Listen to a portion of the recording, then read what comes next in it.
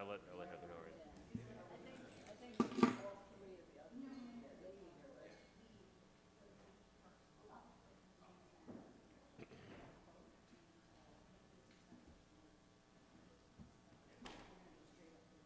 Hey, Lorraine, what's going on? I feel naked. Hello.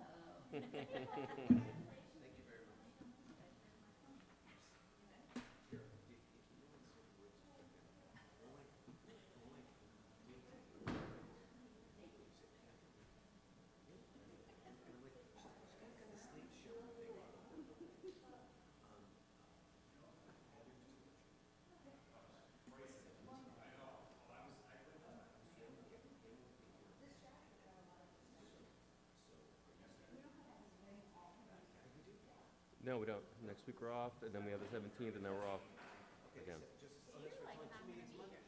Oh, 17th, but I'll be after 17th. Yeah, that's right. I get a bunch of weeks off, but yeah. Oh, am I wrong? Oh, I'm sorry. Did I misspeak?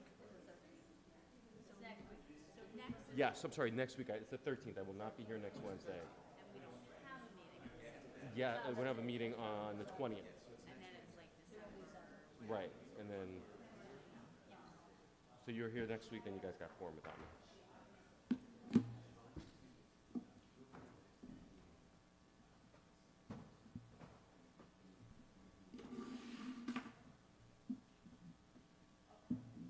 Good, you guys got quorum.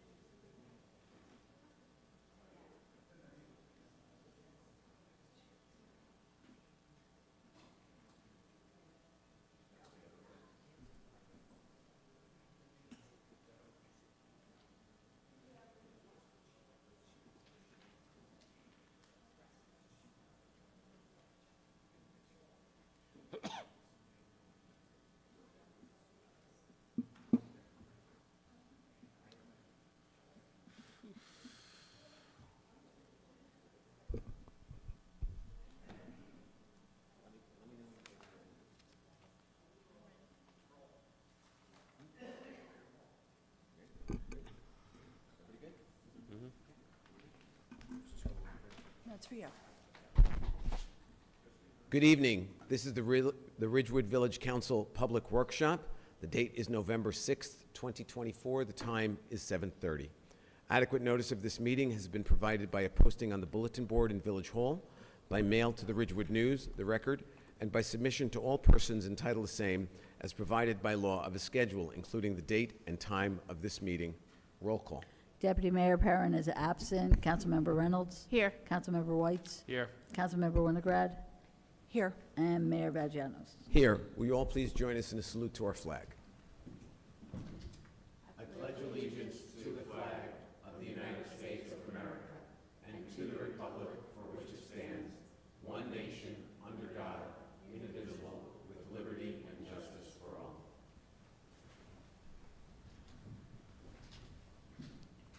Before we go to public comment, I want to just take a moment to recognize that the people of Ridgewood voted en masse yesterday, and I'm so happy that they came out in large numbers, regardless of who they voted for. It was so important to see a large gathering of people. The lines at many of the polling places were over an hour. I thought it was terrific. I want to take a moment to welcome our new council member-elect, Frank Mortimer, and we look forward to working with you, Frank. I also want to take a moment to congratulate Hunju Kwok, who has served our community for many years and put in a strong campaign, and we are grateful to her for having put in such a strong campaign and having served our community, because everyone does not want to do this, so I have the greatest respect for her. And with that, oh, and by the way, those are also, forgive me, those are the sentiments also of Pam Perrin, who could not be here tonight and has taken a much-needed break. So those are on her behalf also. And now let's go to public comment.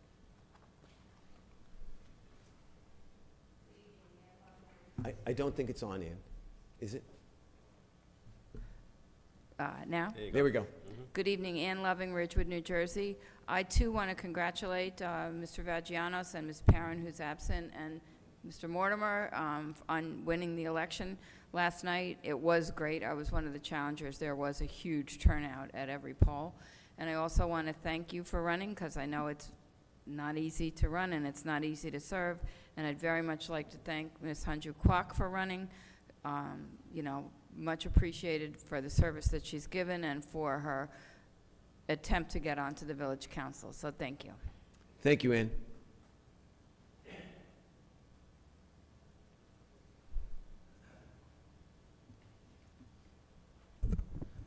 Frank Mortimer, Ridgewood, New Jersey. We'll continue the theme of saying that I want to thank all the Ridgewood residents that voted. It's just awesome when you see the number of people that went out and voted, and it shows how engaged and civically minded our amazing community is. And it's the high level of engagement that we have here in Ridgewood that makes our town so great and makes me so proud to live here. I also want to congratulate Paul and Pam for getting reelected and for the incredible number of votes that you both received. Getting the most votes in the history of Ridgewood, which you two did, proves that the work that you and this entire council is doing is exactly what the majority of people in Ridgewood want. Awesome job to all of you. Congratulations. And finally, Lorraine, I want to thank you for your service on the council. You've always stuck to your principles. You've voiced your opinion no matter what, and it's been admirable to watch how you've served our village. So thank you. I wish you much peace when you reclaim your Wednesday nights. And I will do my best to fill your vacated seat. Thank you. Thanks, Frank.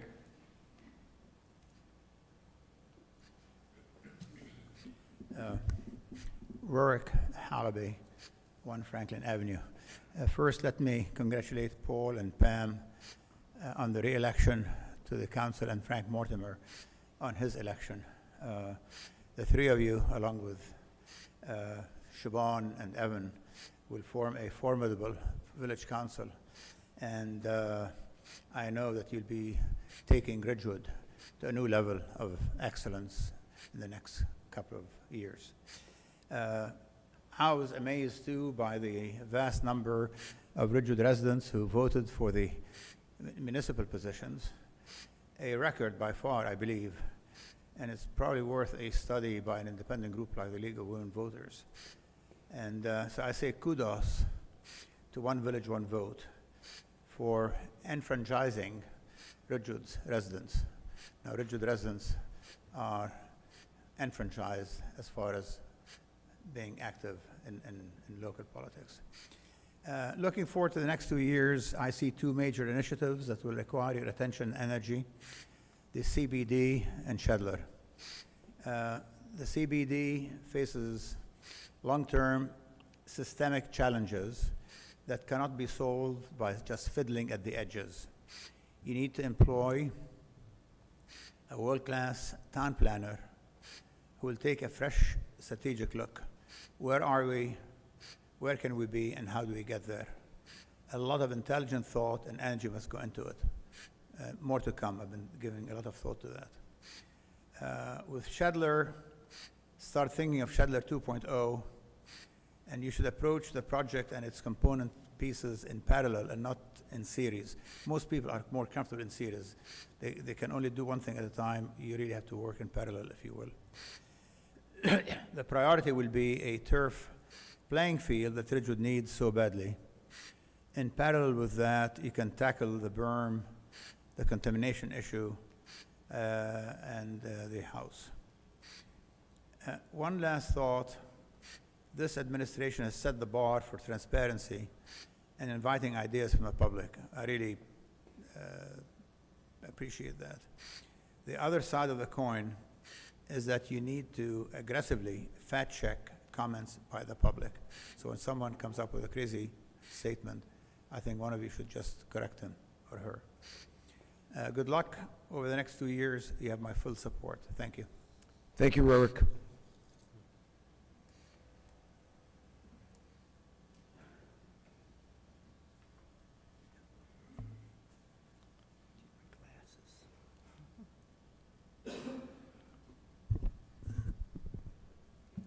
Good evening. Hans-Jürgen Lehmann, 234 Union Street. Congratulations to the council members who ran for re-election and to Mr. Mortimer. You are to be commended for the service you have rendered to our community. During this very difficult election cycle, I wanted to show my dedication to our democratic values. I had a lawn sign made up that simply says vote and es importante votar. On the back of the sign, I wrote something that I found a few weeks ago. I can't take credit for it, but I thought it was important for me to read it to this council. Hans, would you speak a little more directly into the microphone? Oh, I'm sorry. Just want to hear you clearly. Is that better? Yes. Okay. Agree to disagree is reserved for things like I don't like coffee, not racism, homophobia, sexism, not basic common decency, not human rights, not the right to be treated equally regardless of race, religion, color, creed, or sexual orientation. We do not have a difference of opinion. We have a difference in morality. Thank you for listening. Thank you, Hans.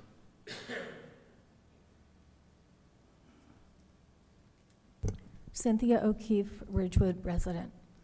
I'd too like to congratulate you for winning the vote and getting reelected, and to Frank, I congratulate you also on getting elected. I do agree with Rorick's point that we need to fact check not only what residents say, but also what all of us say, every single person in this room. Just because you might be on one end of the room and we're on the other end of the room, it doesn't mean that we're all experts and that we don't make missteps and miscommunicate things. So oftentimes there are people that have, fact-check things that, you've all said, and, me included. I'm not perfect. I never said I was. But what I do take issue with is misinformation that is given to the public as fact. And, Frank and I can talk about it at a later date, and I will keep bringing this up. But when there was the League of Women Voters debate, and the topic was turf, the answer was the EPA said it's safe. And in no way did the EPA in that report, and I read both volumes 1 and volume 2, cover to cover, many disclaimers, and I think, Paul, I wrote to you and to Pam. I know you were busy with your campaign. I didn't get an answer. But I think it's irresponsible for anyone to tell the public that something is safe when we don't know 100%. And we have doctors and other people that have done peer-reviewed studies. So I believe we have to be a little bit more cautious than telling people right out of the gate something's safe. To me, that's a dangerous road to go down. Speaking about Shedler, we did talk many times about a traffic study, and unfortunately, there was a car that hit a house. I'm sure you all read it in the paper and heard about it. And the police were there, and the fire chief was there, and it's scary because someone could have been killed. There are people that walk in that neighborhood. It was directly across the street from the Shedler property, where there will be a driveway, and people will be coming in and out of that driveway. And the car literally hit someone's house. Those people happen to be on vacation, otherwise they would be dialing in. This is a very serious issue. Someone would have been killed. If they were on that front lawn, someone would have died. I don't know what more it would take, or how many times we have to stand up here and plead for safety to be #1 priority. Thank you. Thank you, Cynthia. Anyone else? Seeing no one, we'll go to our hybrid access. Susan, you're up. Hello, can you hear me? We can. All right, great. Susan Ruan, I'm a Ridgewood resident. I want to begin by congratulating the mayor and the deputy mayor. as well as Frank Mortimer for winning this election. Susan, we can hear you, but we can't quite understand you. If you could speak more clearly into your phone, maybe we can get better clarity. Okay, hold on a second. Let me take it off Bluetooth. Here, can you hear me better? I'm sorry, say Hi, again? can you hear me better? Yes, that's much better. Thank you. Okay, Susan Ruan, Ridgewood resident. I would like to begin by thanking congratulating the mayor, deputy mayor, and Frank Mortimer for the election. And, you know, for volunteering to serve on the village council, as well as Ms. Hanju Kwok for all her services on the Board of Education. No one wanted to volunteer this year, so all of them won by default on the Board of Education. I know I saw everyone at the footbridge this morning. I'd have loved to stop and chat, but I had to run to physical therapy. So I had a few questions, and I know Keith says he's going to speak about it. I just want to make sure that the ADA compliant sidewalks or ramps will be done on the, while the footbridge is away, that, you know, so when it comes back, hopefully the footbridge will be more operational then. Also, I see there's white markers on our sidewalks, and I'm just curious why, and stuff. If the sidewalks are going to be expanded on our property for that, I don't know. Also, I had spoken with Ms. Sheila Brogan, and Dr. Schwartz, the superintendent, about the footbridge at a different event. And they had suggested, I think Dr. Schwartz said he was going to reach out to you, I'm not certain if he did or not, about having Ridgewood High School students come observe the footbridge being removed. They thought that might be very educational for them. So I didn't know if they had reached out to you for that or not. I want to piggyback a little bit on Cynthia's remarks on... Susan, we're having a lot of trouble understanding you. I'm not quite sure what the issue my is. husband's phone. Hold on. Can you hear me now? Better? We can now, but we lost quite a bit of that. Oh, all right. Okay, I was talking about the footbridge, the white marks on the sidewalk, just to understand why they're there, to see if the Ridgewood High School engineering students might come wanting to observe the footbridge being removed for repair. And then I would like to just piggyback off Cynthia's comments about Terhune and West Saddle River Road. That particular intersection's also, that's a bus stop for the kids on Terhune. So I also spoke at the Board of Education meeting regarding that intersection, and also emailed Dr. Schwartz, and maybe hopefully a bus stop sign can be added to that off the highway to indicate to drivers coming off the highway there's a bus stop in 2 blocks. Because literally Terhune is 2 blocks from the highway. Susan, if you could finish up, we're beyond the time. And, okay, and also for Shedler, I want to know exactly what is the process for the contamination, because I was at a recent meeting and I thought there was a 2-year wait list or waiting period after mediation of contamination. And will Shedler also have that 2-year wait period? Because that to me is something that I don't think you could lay down turf or remove or burn and not do anything then for 2 years. Because I don't think you can lay down the turf. Susan, That's it. Thank you. And if I may say, we did not catch a lot of your comments, so may I suggest that if you'd like to send a letter to the manager so that we can better understand your questions, that would be better, because we don't want to ignore your comments, but it was difficult to understand everything. Okay? Thank you. Next up, Neha.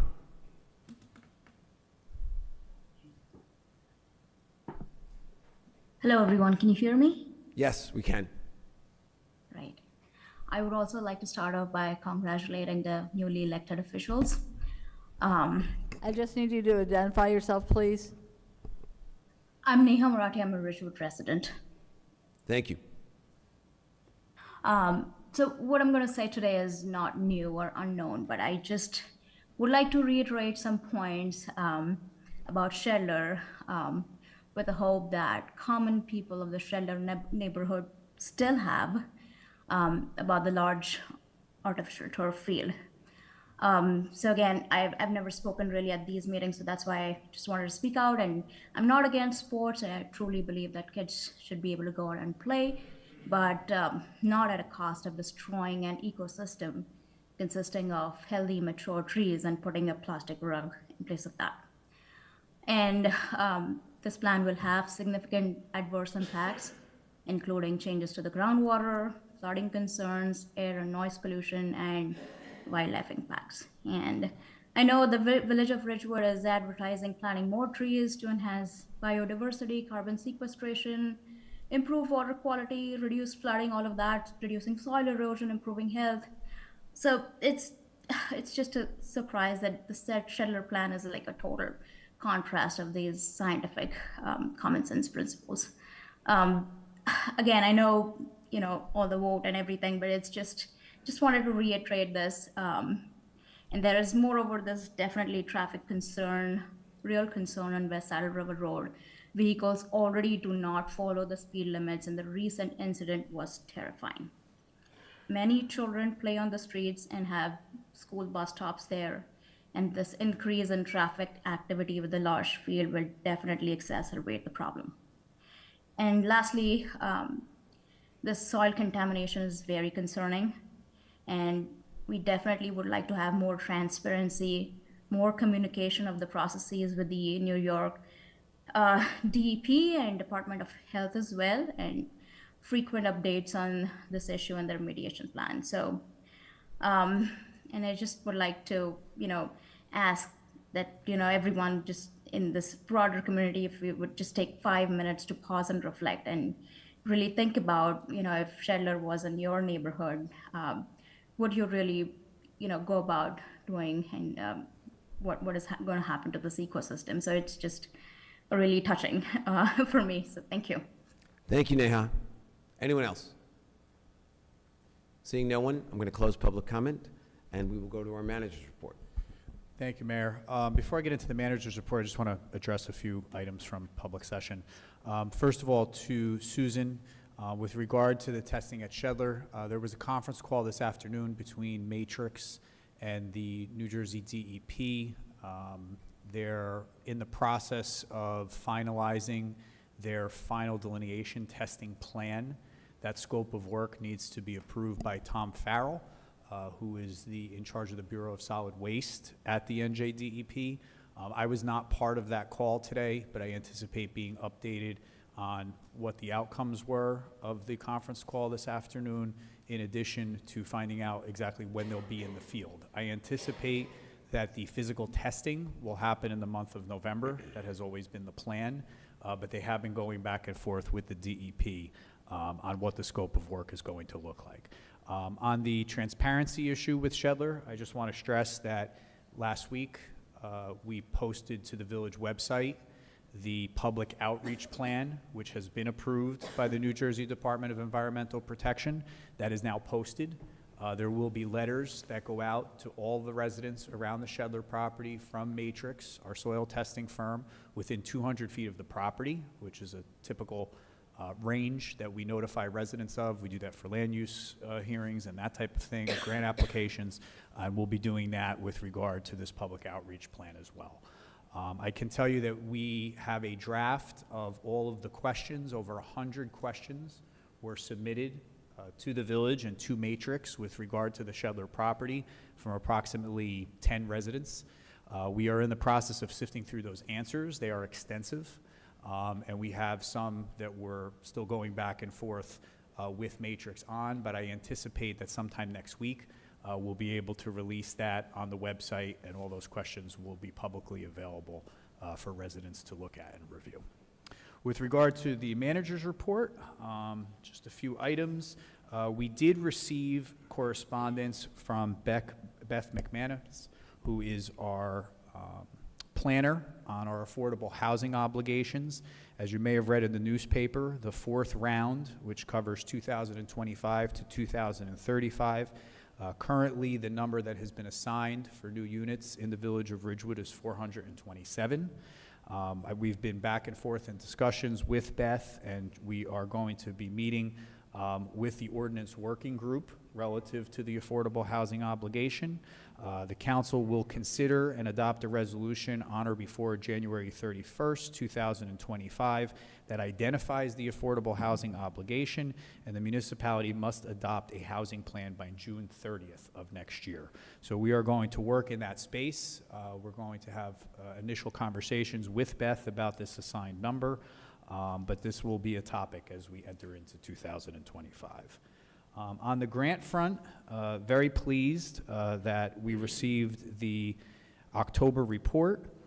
We have been allocated, since the beginning of this year, almost $225,000 in grant money.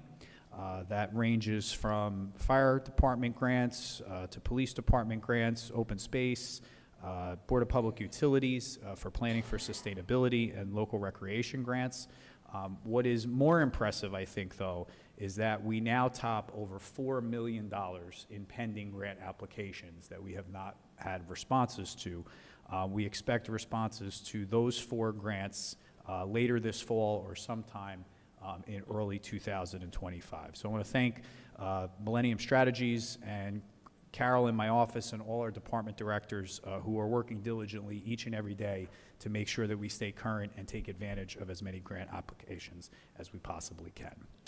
With regard to communications, as I mentioned at the last meeting, this mailer went out to every residential household here in the village, had QR codes on both sides. I asked Carol to print out for me an update. We had 171 new folks since the day this mailing hit mailboxes in the village sign up for the weekly e-blast. We've had over 300 people download the My Ridgewood app. We've had 20 new people enter into the reverse 911 system, which I think that number is reasonable based on the fact that we migrated all that data into the reverse 911 system last month. And we had 14 people sign up for the library's weekly newsletter. So I think it's penetrating. I think we're getting the word out there that we have all of these means and all of these tools to be able to communicate with the public. And I want to thank Carol in my office for putting this together, and I want to thank all the residents who have responded positively. As Susan indicated during the public hearing this morning, we had a pre-construction meeting at Kingsbridge Lane. We had our engineering team out there along with the contractor.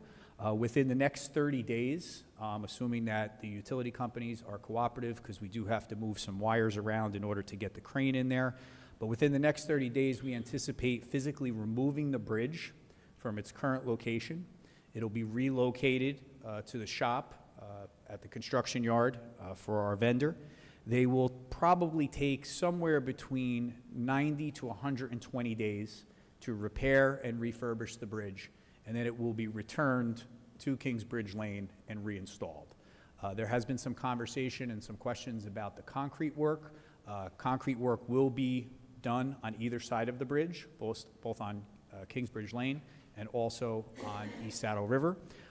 It will not fully be ADA compliant, which I think we all knew going into this, because that was one of the reasons we couldn't use state or federal funds to repair the bridge, because we were unable to make it fully ADA compliant. But they are going to work out the concrete to provide as much access as they possibly can. So we're looking forward to that project getting underway. And as I said, the next 30 days, the bridge isn't going to be there. But we will have concrete barriers to prevent anyone from heading in that area until the bridge is returned and replaced. And lastly, tree planting is ongoing here in the village. It started with Adopt a Sapling Day a few weeks back. We are heavy into residential planting. I know we've planted a number of new trees in the Shedler neighborhood and in other locations throughout the village. And just this week, I think yesterday morning, we started all the plantings, or finishing the plantings, down in the Central Business District. So looking forward to those trees taking hold. Just a few announcements. Leaf season started mid-October. We're asking people to pay close attention to the schedules that were mailed out earlier this fall. Please remember that the date ranges on those schedules are not the days that the leaves will actually be picked up, but rather the windows in which we're asking people to place leaves curbside. Village Hall and all village offices will be closed this coming Monday in observance of Veterans Day. There will be no garbage or recycling pickup on that day. Monday, November 11th, on Veterans Day at 11 a.m., The American Legion, Post 53, will host a Veterans Day service at Van Ness Square. All are invited to attend to honor those who have served in the armed forces to protect our freedoms. And finally, Village Council meetings upcoming. November 13th will be our public meeting. That'll be the only other meeting in November. And then December 4th will be a work session, and December 11th will be a public meeting. All of the meetings start at 7:30 p.m. And that concludes my report, Mayor. Thank you, Keith. We're going to go to council reports. Siobhan, you want to kick it off? Sure. So I don't want to be redundant, but I do want to say thank you to all of the candidates and everybody who participated in the elections, but an extra big thank you to the clerk's office. I know that many people got up at regular time, but Heather and the office was there. It's the sole responsibility of their office, and they did a great job, and I'm very thankful to them for early reporting, and thank you to everyone in your staff. And I don't want to miss anybody, but I do want to say, echo, we are going to miss you. It's going to be the countdown. And we want to hear future plans, too. Try not to look so happy. and we hope one time you call us on Wednesday night from someplace cool. So, but thank you to everybody. And I could belabor it, but everybody sort of said everything already. So congratulations and thank you to everyone. With respect to trees, I have several good updates and some interesting information for all of us. So as Keith mentioned, Adopt a Sapling has happened, and it has not rained one bit. A huge part of Adopt a Sapling is having the homeowner understand that the care of the sapling is their responsibility. We are asking and frequently asking everybody who adopted a sapling to water it frequently, talk to it, believe it, that makes a difference. You let it know that it's being watered. If your neighbor's on vacation and you see a sapling, feel free to water it as well. We're very, the number one cause of death to a young sapling like that in Ridgewood, New Jersey is lack of water. So again, to the homeowners who adopted, thank you. To people who are walking, please help us. And we're thrilled to announce that we have picked our next location, which is going to be the Willard area. So Adopt a Sapling 2025, based upon the GIS, and Declan's recommendation will be Willard. And we're equally as thrilled to say that we've picked up some members from the GW Middle School Green Team, and we have a mitzvah project dedicated to Adopt a Sapling 2025. So that is very cool news.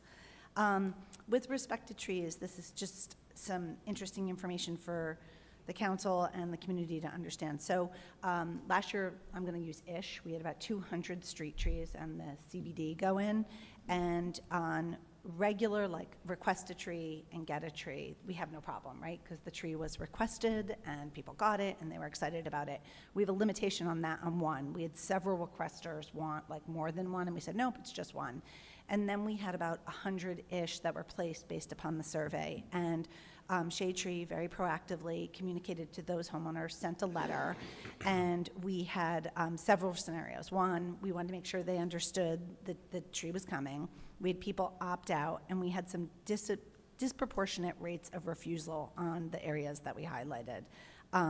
Hopper, almost half the trees were not wanted, so that, we had to shift to a different area. Within Shedler, there were 65 and 12 were refused. And then we had an unfortunate situation that we're kind of remedying and thinking about, where 3 were in the ground and several homeowners want them removed. I want to give Shade Tree a big shout out, because the letters were proactively sent, and we want the community to understand, the trees are coming, because it's an asset and it's a lot of money, and a planted tree is a burdened tree. Now, it's because it's got the cost of the plant that we subcontracted.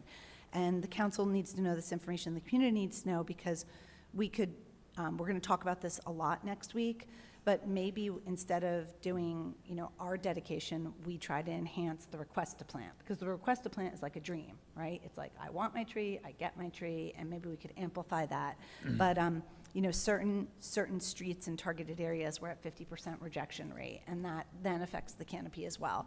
So we're going to be talking about this in Shade Tree. I want the community to know. And by the way, kudos to the people who didn't want the tree, because if you don't want it and you're not going to care for it or help us, and we'd rather not place it. But those are some significant numbers that I guess, can you circulate them through the council? Sure, I can circulate this document. And I just wanted everyone to be aware of it, because we have not made, on the 3 that have been actually planted and we don't know what to do, because they're in the ground and we've paid for the planting. So everyone should be aware of it. It's more information. And again, thank you to the Shade Tree, who actually took the steps to engage the recipients before, because we got some feedback and avoided that. But some of the rates of rejections are significantly higher than what we thought they would be. Can I just interject on process here? Yeah. So of the 3 that have been requested to be removed, we're going to finish out all of our planting requests, including what's going into the CBD. And then Parks and Recreation is going to go out and assess where those 3 could potentially be relocated to. And in addition to the balance of refusals, the roughly half at Hopper and the half in the Shedler neighborhood, where we can plant those trees. So we're in the process of reviewing that now. If there are requests that came in late, we're going to give those some consideration. There's also some requests to add trees in the parks. We had some that we had to remove at Graydon last year. We're actually removing 12 trees at Hawes, which are all diagnosed as needing to be removed by the arborist. And we're doing that before the Hawes project begins, the field restoration project. So we are looking at this in totality as to where the balance of these trees are going to be planted before the end of this month. And a real reason, just to continue, it's a lot of talk, so sorry to dominate the time, but one of the problems is that we can't shift from street tree to street tree because of the markouts and the process that goes with it, and yet we actually own the tree. So everybody will get this information. It's an opportunity for us to think, you know, I love the idea of expanding like the request, because then we know they're wanted, and that would be a great idea. So stay tuned, and big thank you to Adam and Nancy, because this was a lot for them, and of course Dina Cat and Nancy, who really, this is like a lot for them. This is planting season, so we're very grateful to them. So that's that for trees and clerks. And I wanted to say tonight, big thank you to Access. Tonight was a sensory-friendly dinner at the Pancake House, and it was well-attended and lovely. And thank you to Jamie Davis, who always makes it happen. I love the teenage table. They were asking about all of us. Thank you to Mayor Paul, who attended and was a cult favorite with his business cards. I just want to say that if you haven't been to one of these, everybody should go to one. Everybody. It's a really unique thing. I want to thank this council for always being so supportive, and of course to Jamie Davis, because it's just a really unique one. We're going to have the holiday private access tree lighting, which is coming up. No whistles, no yelling, Paul. We're in the countdown, and we hope the community joins us at that as well. So thank you to Sunny for hosting, and that's it. Thanks, Siobhan. Evan? Yeah, I'll be somewhat quick. None of my committees have met, or I haven't been able to attend any of my committee meetings in the last 2 weeks. There was one meeting I did miss. But I do want to echo a lot of the comments from tonight. I do want to say a special thank you to all the poll workers, as well as the clerk's office. For any of you that voted in person, there was a tremendous turnout.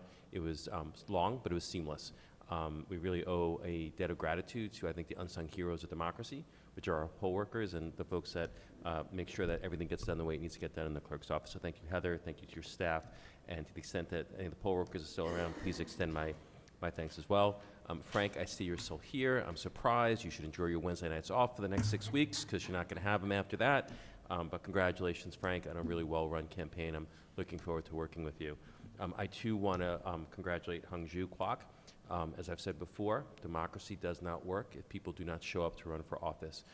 Anybody who's willing to put themselves out there to run for office deserves all of our respect, and Hung Ju certainly has mine, and I hope has the respect of the rest of the village as well. Lorraine, I'm going to save comment, because I know we're obviously going to talk a lot about you at the reorganization meeting in a couple of weeks. But of course, only a couple of weeks. You're kicking me out early. There's not that many more. Either way, I do not want you to think that I'm forgetting you, but I want to, I don't want to repeat myself when we do formally say goodbye to you in January. But I'm still glad you're here. Thank you. So there it is. And of course, 3 members of the school board who also got on again. That is also a very difficult job.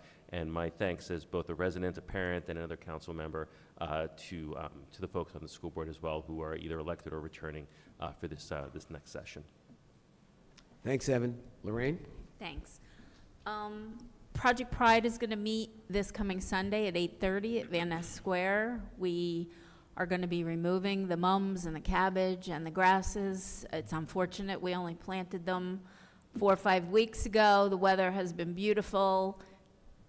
The summer flowers would still be alive today if we hadn't taken them out, although they would need a lot of water. Anyway, we're removing them on Sunday. If anyone wants some mums are perennials. If you don't know, you could bring them home, plant them in your yard. They would come back next year.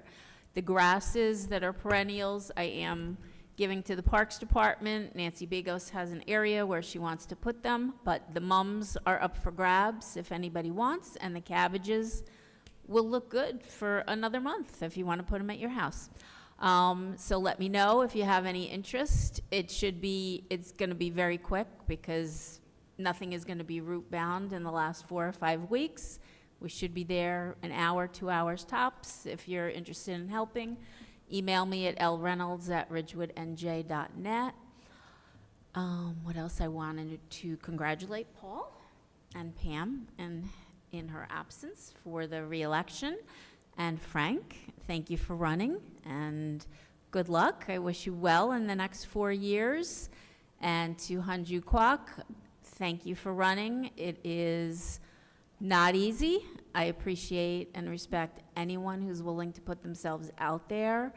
And I'm sad and disappointed this year that between the Board of Ed and the council, there are 6 seats open, and there were only 7 people running. So it's a conversation for another time, but I really hope that we can somehow engage the community and get more people to run. But like I said, let's talk about that another time. But for now, congratulations to everybody that ran and won, and I wish you lots of luck. That's it. Thank you, Lorraine. I want to take a moment. I have no reports, but I did want to take a moment to thank Siobhan for her tireless efforts in planting more trees and more programs to plant trees. You are always out there doing a great job on this. And Lorraine, I am also going to save I have some really nice things to say, and I'm waiting till our reorganization meeting. So you're going to have to, hold your breath on this. But I also want to say to you, listen, Project Pride, and I'm not kidding. I mean, this is yours, and I'm passing it along. I don't know if you read the fine print. Once you take on Project Pride, it is yours forever, for life. No, we would listen. As you hear me say all the time, many hands make light work. This is something I know you love. I drive by your house all the time. Your house is a garden landscape. It's beautiful, and so I hope that if you do not want to run it, that you'll at least participate in it, because we can use not a chance, huh? I'll save my comments. All right, good. And with that, let's go to our regular agenda. Keith. Mayor, with your and the council's permission, I'd just like to deviate off the agenda slightly. We have Chief Judge here. He has a child care issue tonight, so if he and Bob Bruni would come forward, I'd call the council's attention to item 8C2. So this is under budget number 2 on the agenda, which is a request for a 2024 emergency budget appropriation.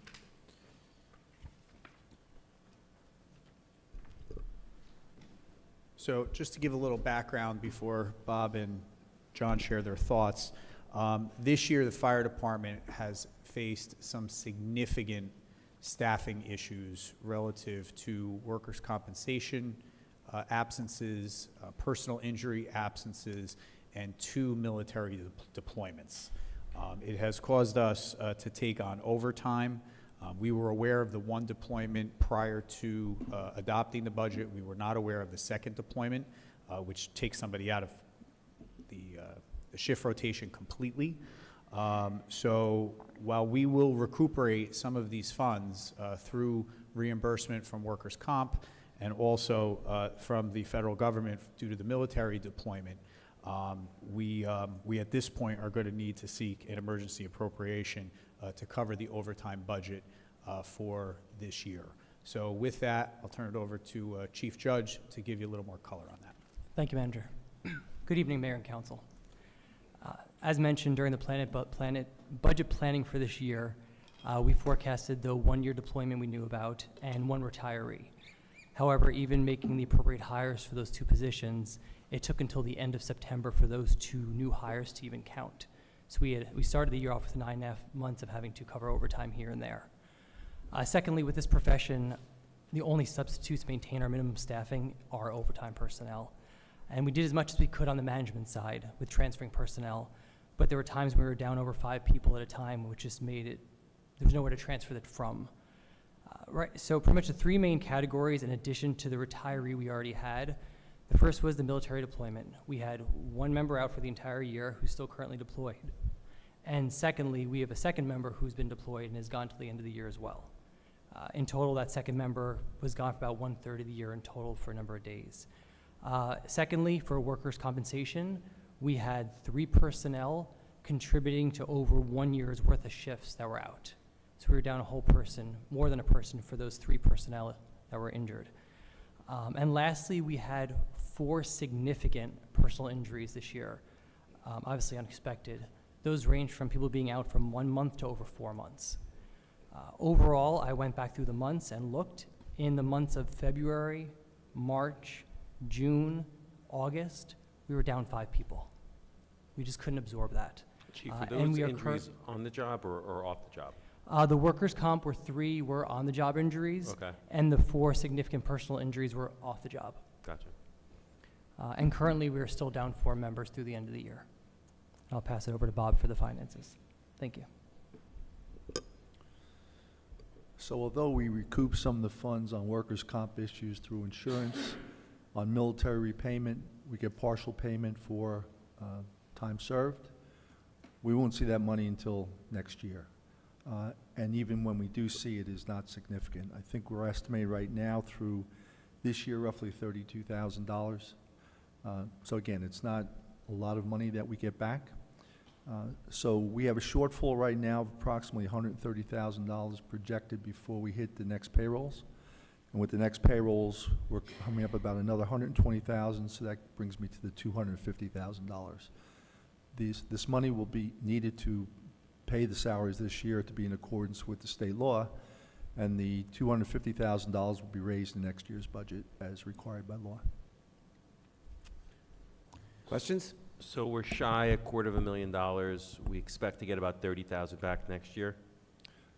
Right now, at least 30. I'm going to say best guess would be close to 50, 60. Okay. But it varies by officer, it varies by where they're located, so there is no fixed amount that we get back. It's very hard to predict what you're going to receive back from military All right. deployment time. But I was just trying to get a feeling for how much it is.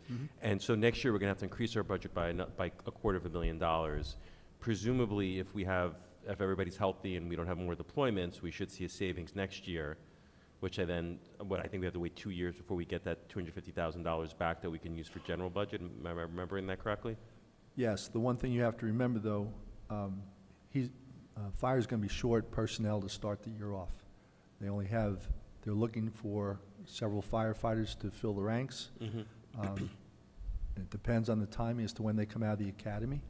So we're going to have to budget for those costs as well going into next year.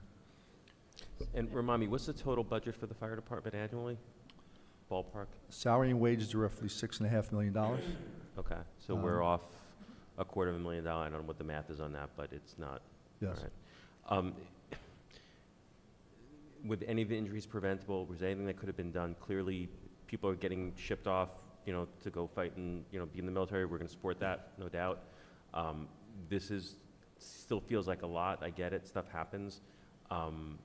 But could something have differently been done here? Are there lessons to be learned in terms of ways to avoid this big a budget shortfall? Unfortunately, with the personal injuries, I don't want to get into the specifics of them, but there were some significant events that just happened. We've had it where we had 1 person out. We've never had this kind of injury pool, if you will. So what I can say is we sat together, I guess, late last week. First of all, we couldn't recommend a transfer until after November 1st statutorily, which is why it's on tonight's agenda. But we went through each case and each person that has been out, because the conversation that the chief and I have had all year is, none of this, other than the 1 deployment, which was planned for by a replacement, albeit that person needed to be trained, none of this was known at the time that we adopted the budget. that we would have this series of injuries both on the job and off the job. What I can tell you is that we have another retirement which is slated for December 1st, which was somewhat of a surprise. It wasn't pre-planned. And we are going to have someone in the academy for January to backfill that position. And I think there was a tendency here, for whatever reason, that sometimes there was a delay between retirements and new hires, and I'm trying to eliminate that so it's seamless. So when we have somebody who's going to retire, we're already planning to hire that person's replacement, even if the academy and some in-house training needs to take place once we know that person is actually going to hit the retirement button. And Bob, I know that we always put a certain amount of money aside as reserves for these type of unplanned expenses. Have we tapped into any of that this year, and do we have any issue, we think, with maintaining those reserves? So we do put aside terminal pay reserves. Some of that will mitigate the retirement by the end of the year, but it's still not going to get me to cover what I need to cover right now. But my question is, though, we don't have any issue endangering the amount of reserves that we have. In other words, if there's another issue, there's still money left over. Am I correct? Correct. Okay. Anybody else? Yeah, so you had the 2 now. How many more do you think you're going to be asking for next year? And then does the academy have a cycle? Or is it like, it must have, is like a college semester where you enroll at? So unfortunately, this year with the academy, the reason we started them in March in the academy was we couldn't get one in January, February. Okay. We ended up going to Passaic County. 'cause Yeah, we we couldn't find an ended up academy. sending them to Passaic. Okay. As by of luck. now, the only thing I know about is the retiree and the one workers' comp injury. I still don't think we'll be back for January 1. Okay. How long is the academy? 6 months? So, for perspective, by the time they do Fire 1, Fire 2, EMT, they started March 5th-ish, and we got them end of September ready to go. So, 6 months. And the class in Bergen is the January date. yes. And you still have deployments on the list too, right? Isn't that? We have one, yes, the one who's out, and then the other one who's currently out, and they are both still active, so, I mean, there's no foreseen deployment for next year, but John had one in the middle of October on a Friday. The individual got notice that they had to report to Texas on Monday. That's how quick this happens, and you just can't plan for it. I'm gonna say it. One of my son's friends was on the list, and he was further back, and he's now a fireman, and that was exciting. But he saw the list because of the deployments. It's interesting, and just the process can move so quickly when it works, but it can be so long as well. Anybody else? Okay. Everybody good with this? Thank you, Chief.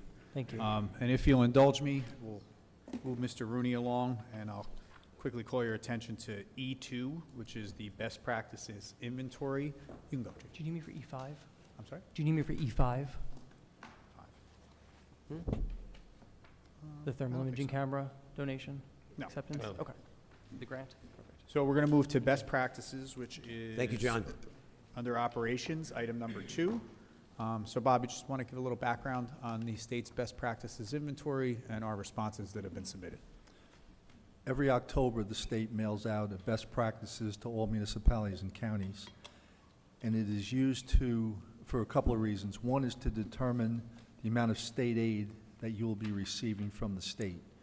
So if there's a grid that requires that you get so many yes answers in order to get 100% of state aid. So out of 35, which is the nut for the 100, we have 41. Also in the survey are what they call the unscored items. So every year they pick out topics that are new to the survey, but they're sort of putting feelers out to determine how municipalities and counties coordinate their efforts in certain areas. This year they started with affordable housing, and I think they had 3 or 4 pages of questions related to affordable housing. No, yes, or no, the answers weren't critiqued, but they were asking you what type of plans you had in place, how you approach it. And so when that happens, when we have these different areas that are unusual, I send it out to all the department directors, ask for their input. This year, we also sat at a staff meeting to discuss the answers. So everybody had some input as to what we do, and some engineering may have had input into it. We reached out to Beth McManus, who was very helpful in getting us answers to what we needed. So every year, we do have some of these topics that run through that we will probably see next year, and we'll need to have yes answers in place for them. But as far as that goes, we're getting 100% of state aid. We filed it on time, so open to any questions. And there's probably a half a dozen questions that we're working on. For example, one that comes to mind is the multi-factor authentication under cybersecurity on page, question number 17. Dylan is working through that process right now with the Joint Insurance Fund to get that, so that we do have that additional cyber safety precaution in place. But that's just one example of items that we're moving towards that if these questions are asked again next year, we'll be able to answer yes. Questions? Any other questions? Pam Perrin had several questions about this, and she sent them to me, and so I'm going to go down the list. And she says... Mayor, just so you know, Bob responded to her with those questions. But if you want them on the record, that's No, fine too. if you responded to her, Good. then we are good. He responded and she was satisfied, so. Yes. Then no need. All right. Good, thank you. Right. Good, thank you, Bob. Thank you, sir. Did you also want to do the transfers? If you want- EC1? Yeah, if you want to do that too. Just in Again, I case there's apologize questions. for jumping around, but Bob's got a long drive home. So we'll go to budget one, C1, which C1. is the budget transfers, first round, totaling $89,500. You can see which line item the money's being taken from and added to. If there's any questions on that, Bob can answer before he excuses himself. Anybody? All good? All right? Thank you, sir. Bob. Thank you. Safe Have a home. good night. You got it. I appreciate the council's indulgence on that. Okay, moving back to Ridgewood Water. In the absence of Mr. Calby tonight, we have a request to retain the services of Hunter Research for the Stage 3 Archaeological Data Recovery study at Cedar Hill Treatment Facility. This is a professional services contract. Back in March, Ridgewood Water awarded a contract to Hunter for the to complete a Stage 1 archaeological survey. In November, Ridgewood Water awarded a contract for the Stage 2 survey, and that was completed, and the results and the findings required a Stage 3. So this scope of work is for a Stage 3 archaeological survey summarized here to win. This is for the, as mentioned, the Cedar Hill PFAS treatment facility in the township of Wyckoff. And he is recommending it in the amount of $158,024 to Hunter Research of Trenton, New Jersey. Questions? This is required by the DEP, so everybody good? All good? Let's go. All right, next is the infrared asphalt service repair.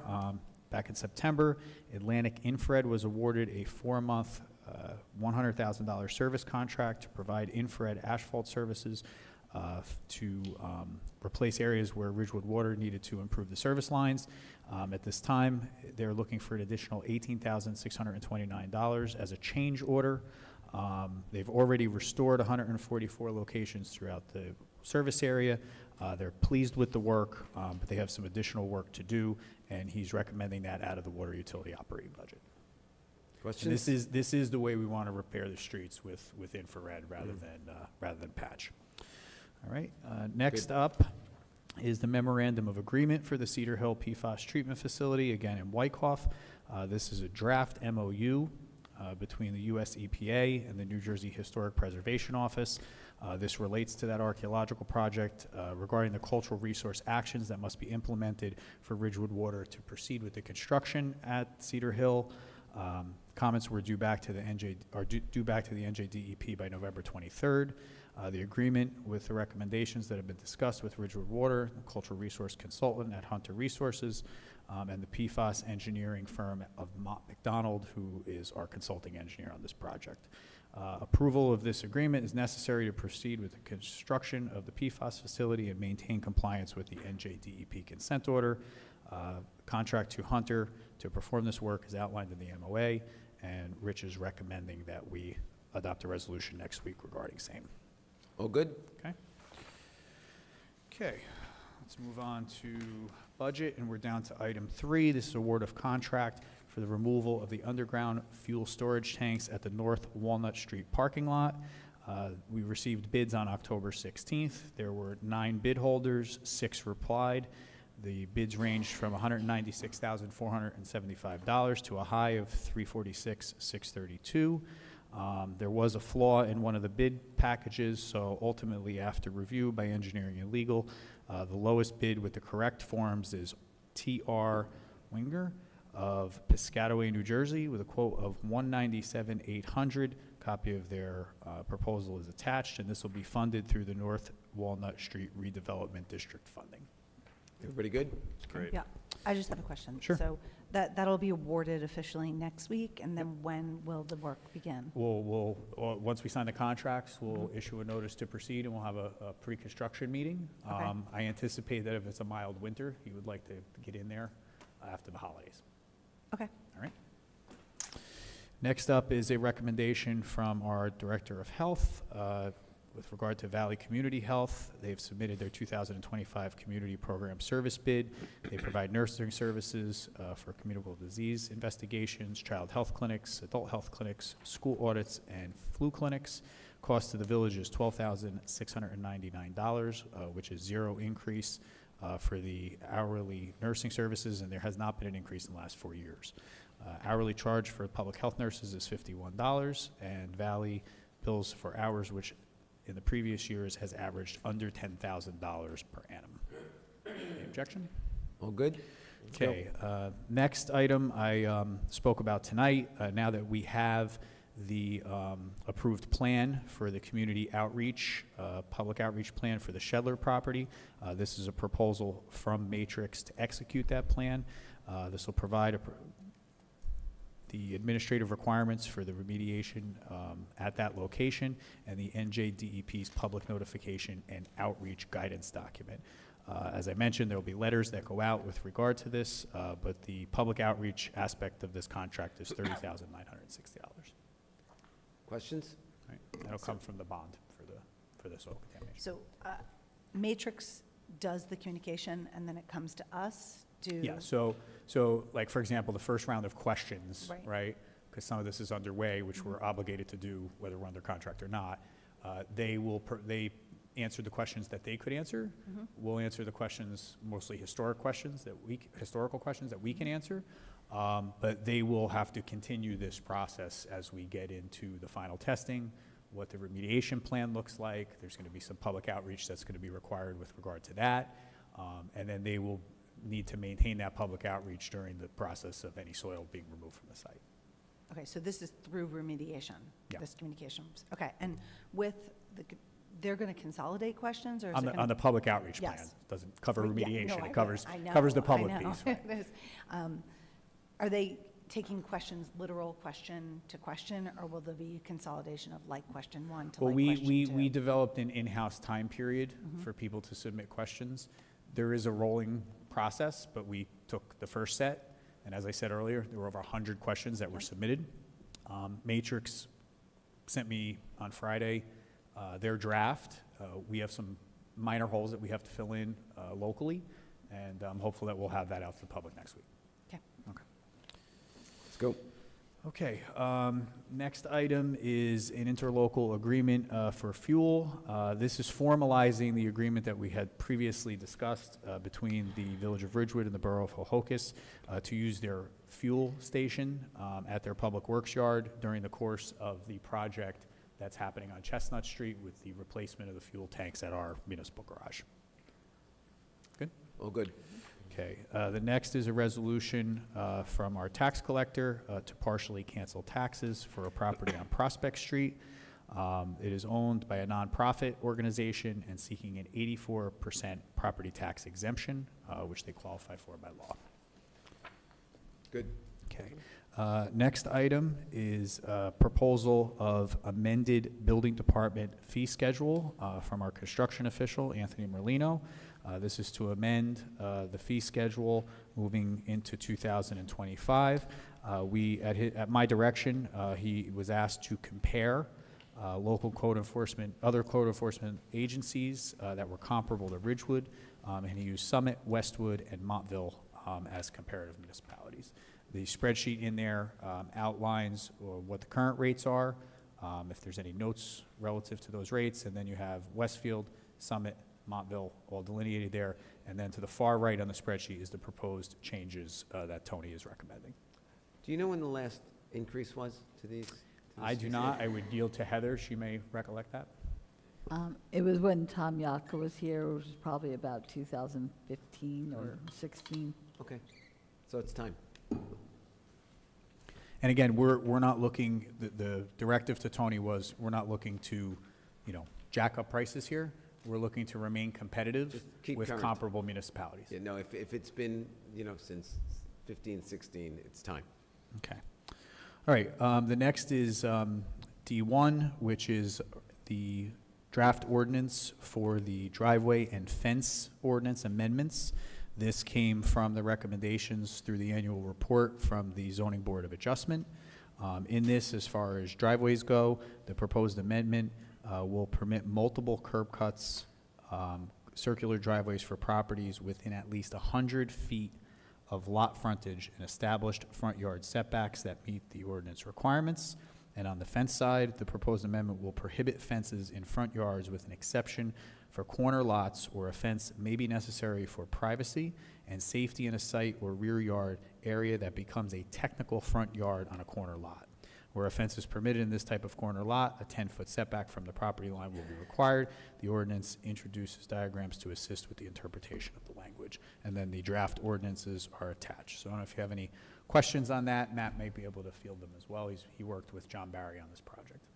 Anybody? All right. We're good. Okay. All right. The next item is the revised stormwater management ordinance. I am actually going to yield to Heather on this because she sort of facilitated the submission of this to the Bergen County Soil Division and subsequently the DEP. So Heather.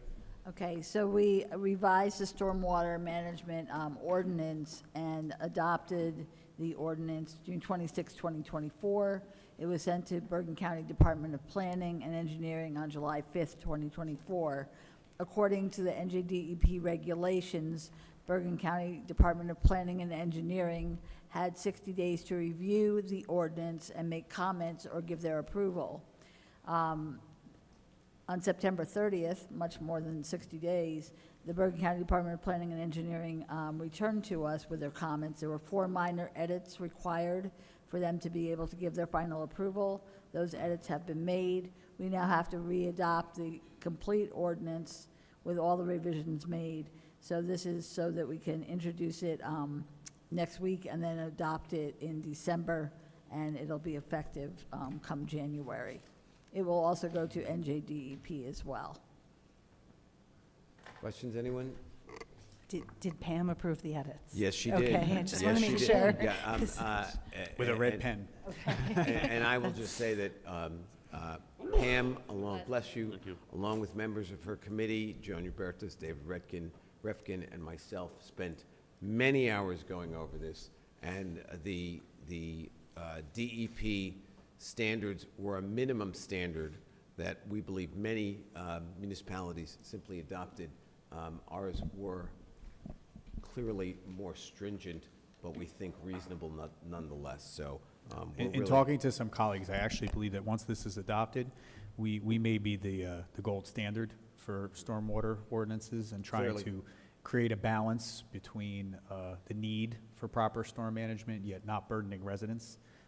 There was a lot of talk about balance in the 7 or 8 meetings we had about this. So. Balance was the key. Yeah. And I am optimistic that we achieved that. Very good. And Okay. passive voice. Okay, item 3 under operations is a report from Cividini Consulting. This is a structural engineering group that we had come in and take a look at the bus station downtown. I want to thank Robert Schultz and Bruno from Cividini, who came out and did a full evaluation after a few false starts with some professionals that we were trying to work through to take a look at this. And ultimately, in this document, after inspection, Bruno is recommending the replacement of the main structure. Components need to be removed and replaced as soon as possible. And based on his overall assessment of the structure, it is his recommendation that the existing structure be demolished in its entirety and replaced with some sort of new building, whether that be a modular building or something that gets rebuilt. But there are serious concerns on this. And just to give everyone a little perspective, this came up last spring, okay, maybe even before last spring, might have been last winter. Our goal was to try to pursue some funding through the New Jersey Department of Transportation, which we actually had a commitment from the Commissioner of DOT to help offset some of these costs. I think we were looking for $125,000 from the DOT, support from the legislative team. We were on our way. We tried to evaluate in-house when Rich Charlton and Chris Rudishauser went out there to evaluate this building. There were some significant red flags that went off about just trying to fix it. And that's what led us to open up a dialogue with both a licensed architect and a structural engineer, which has now brought back this recommendation. So Siobhan was kind enough to give me the heads up this was on, and thank you, Siobhan, for drawing my attention to it. It's a little disappointing because I know it's a historic structure. It's has a fair amount of history to it. But when I read the report, and especially those photos, it's clearly a safety hazard. It needs to come down, and I don't say that lightly, and I do not say that happily. But I absolutely 100% agree it should come down immediately, because from some of those pictures that we have of some of the deterioration, especially at the base, I am concerned, especially if you have bad snowfall this year, even just one, the weight on it, if somebody got injured because we didn't move quickly enough, that's on us. So I 100% agree with taking it down, as unhappy as I'm about it. I know, Siobhan, I don't know if you wanted to broach some ideas about what to do when it comes down, but I think at the very minimum, we should move ahead with agreeing to that tonight. So if I may, if there is agreement with removing the structure, once leaf season is over, I'll have the conversation now, but we would schedule it for after leaf season to possibly have the Streets Division remove the structure. If they're not able to do that, then we'll get quotes similar to how we handled the barn up at Habernickel. But I agree. I think that, first of all, it serves no current use. People aren't standing in it to wait for the bus. They're not shielded from the elements or anything of that nature. Also, based on current conditions, it's an eyesore. But again, I just wanted to make sure that we had council support here to move forward with this, because there is a sensitivity to this building. There is a certain historical place for it downtown, and that's what we're seeking here tonight. Keith, what would be the plan once we take it down? I know we talked about. That's going to be up to you too. Thanks so much. I know we're can we begin that discussion? Yes. Sooner rather than waiting, because I know there's the idea's been floated to. So I have to be honest. I don't. Bus terminal to the train station. Whatever. I don't think it's a hard lift, Mayor, to have engineering come in to our December meeting, our work session, because these plans for what the options are downtown have been presented to prior councils. There's discussion about, getting the traditional New Jersey Transit bus stops, placing them there. Do you want something that do we want to come up with a design to actually rebuild something to replace what is there now? Those are really your two options at the existing location. And then there was a major discussion some years ago, and I'm sure Heather and Matt can shed some light on this too, about moving the bus station over to the train station. I don't know if that's something this council would be inclined to consider, but I think what we can do is in December, have Chris come in and make that presentation that he made to prior council and show you what all the options are, and then have a fruitful conversation about what the path forward is going to be. That's exactly what I was hoping for, to have that conversation for all the options. And again, Siobhan was kind enough to give me a call on this one. I feel like I'm taking all your thunder, Siobhan. But I agree completely. I would love to explore the idea of moving the bus station into the train station area. First of all, to have them next to each other, to me, makes a lot more sense than having them separated the way they are now. And again, I'm going to give credit to Siobhan for also reminding me that if we do move it to the train station, we potentially get the buses off of Ridgewood Ave, which I think would be tremendous. Moving to Franklin, where I think it's much safer there. I've been living in this town now 12 years, and I think sometimes we're more lucky than anything else that we haven't had an incident on Ridgewood Ave, given how close the buses come to those parked cars. I would love to see an idea to maybe do something temporary at the train station to see how it works out, and then explore putting something full-time up. But just to be clear, I agree with taking down the current structure immediately, having Chris come present us some ideas for where it could sit, because I'm trying to visualize where in the train station we would put the bus stop, running that for maybe a couple of months as a temporary fix, and if we like it, to then put something permanent there, or if for some reason it doesn't work out at that point, we could always put something permanent in the place of where the station is now. Right, and there are pros and cons to both sides. You know, months ago, Chris walked me through, you know, what the thought process was when this was last presented. You have the potential to lose a few parking spaces at the train station, but you have the potential to pick some up at the existing bus station. The potential removal for buses from Ridgewood Avenue seems to be something that's appealing to a lot of folks. But we can have Chris come in and present all those options to you. Again, there are draft plans, multiple renditions of draft plans to do just this. And you know, I think right now the priority would be, with your approval tonight, to move forward with the removal of the structure that exists, and then start to plan for what the future of downtown is going to look like from a transportation standpoint. And just one more thing, there are two stakeholders that I'd want to make sure we speak to, and have Chris report back to us. I'd be interested in first, if we talk to any of the business owners, if they do see any foot traffic between the two, and if we think there's an advantage now to separating them because we have people walking between the two and potentially shopping. I don't know if that happens, but I'd be interested in their views on it. And the second, Historical Preservation Committee, I'll brief them on the plan to take the You structure can actually down. share this report with them if you'd like. Yeah, I was just thinking the same, because I think when they see the pictures in there, they'll understand why we're moving so quickly on this. But I would like to start getting them involved with whatever we build, wherever we build it. I'd like the HPC to have a say in the structure and design. Sure. I don't want, whatever we put up, I don't want a generic New Jersey Transit looking thing, like we had to do something special. So I definitely think the HPC would be perfect to kind of take the lead on some of those designs. Okay. So, well, I'm sorry. No, so, I mean, I agree, it's gotta come down, it looks terrible. But I'm trying to think, Heather, do you know, did this come before council, or did it go before the planning board the last time? I think it was To planning move board. it, you mean? To move the? To move it. It came before the council. It was the It did, council? yeah. And maybe the, Twice, I maybe the think, planning board. recently. I mean, I know I was there when it came Yeah, to us, and I- I can't remember whether it was when it No, was on the I planning believe board or it the was council. the council. Okay, I know there was a lot of, wasn't there a lot of opposition from the Yes. residents in the area? Well, I think also the businesses, because probably the parking that's going to be taken is for the businesses, but perhaps it could be reconfigured in a way that wouldn't affect the businesses. So, Okay. Good. I just want to say three things. Well, one, I want to make sure that we don't blur all the issues. And I want to say thank you to everybody who went through this process, Keith, Matt, multiple architects, multiple structure engineers, our friends at the state who were helping, you know, really, everybody really wanted to see what we can do. And the structural engineering report was super upsetting, you know, so it's got to come down. It's generally unsafe, and, you know, I happened to be at the meeting, and I was kind of having a panic because the roof is slate, so there's extra weight on it. So I think that's one decision that we're all in agreement with. The secondary decision, you know, I called Evan, and I did speak with Lynn Brady. We can talk about that afterwards, because I wanted to make sure. She was lovely during this process as well. There's a lot of emotion tied to the building, but, you know, I think we needed to have it come down and then think about our next step very thoughtfully for all those reasons.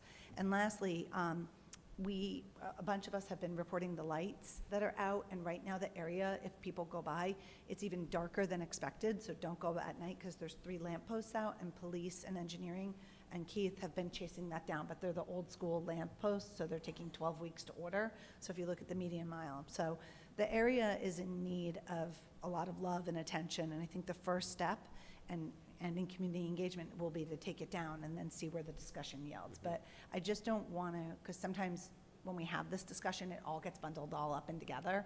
And regardless of whether it stays or moves or we think about it and decide to stand still, the actual structure sadly has to come down. And I can't overstate the efforts that have been made here to try to figure out how to preserve this existing building. I mean, we had buy-in from the DOT, we had buy-in from our legislators. We were I don't want to say we were looking for an architect to tell us it was okay, but, you know, that was always the hope, was that they were going to come up with a solution. But after talking to 3 different architects, 2 of which, you know, volunteered to just take a look at it and share their professional opinion, you know, this is the end result, unfortunately. It's a shame, but I think we know where we're going, so we'll put it on for December and move on. Very good. Thank you. Okay, and lastly, we have a recommendation for surplus property list from Parks and Recreation Department. All good? All right, I take that back, it's not last. No, it's not Last last. one is the donation resolution for the award from the Firehouse Subs Public Safety Foundation. We reported out on this grant at the last meeting. This is for the thermal imaging cameras, permit firefighters to quickly detect heat signatures. We need a resolution on that. Questions? Okay. All good? That's all I have, Mayor. That concludes my section of the agenda. Let's go back to public comment.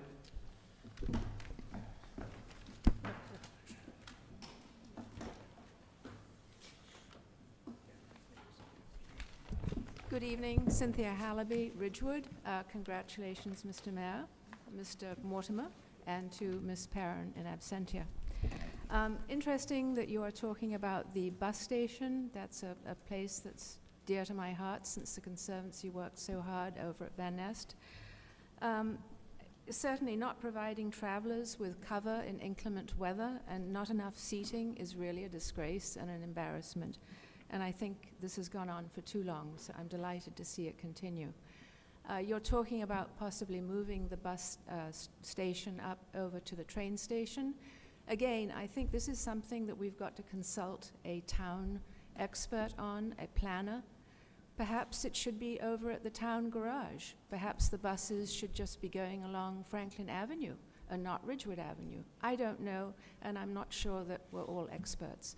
So that is a suggestion. I think it was brought up last year when this was discussed. Anyway, it's just food for thought. And at the same time, I would like you to address the fact that there is no public restroom in the CBD area. And this would tie in well with a new bus station, or perhaps it should be over at the garage. There is absolutely no public restroom, as we all know, in the CBD area. Many towns have them. They're now designed for safety and for cleanliness.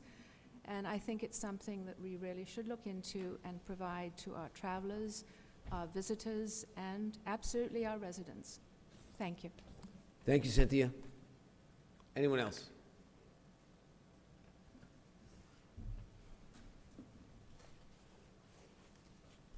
Good evening, Mayor and Council. Boyd A. Loving from Ridgewood.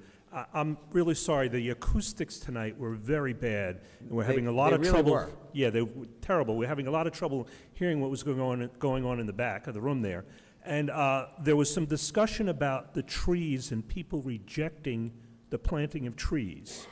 That concerns me, because if too many people start to reject trees being planted in front of their house, we're going to have a problem later on. So I'm trying to understand, does somebody have the right to say that the village can't plant the tree on village property? I don't understand how that happens, that Shade Tree goes out, identifies areas where trees are needed, and then a homeowner says, well, I don't want a tree there. If that happens too often, I fear that the canopy is going to drastically reduce, and I don't know why we would allow that to happen. Now, I know Councilwoman Winograd was talking about this, but again, there was a lot of difficulty hearing in the back of the room, so if we can just add a little bit of context to how this is happening and why we are permitting this to happen, I would appreciate it, because I'm flustered as to what could happen in the There law. were 9 on Hopper Avenue and I think 11 in the Shedler neighborhood that were requested not to be planted.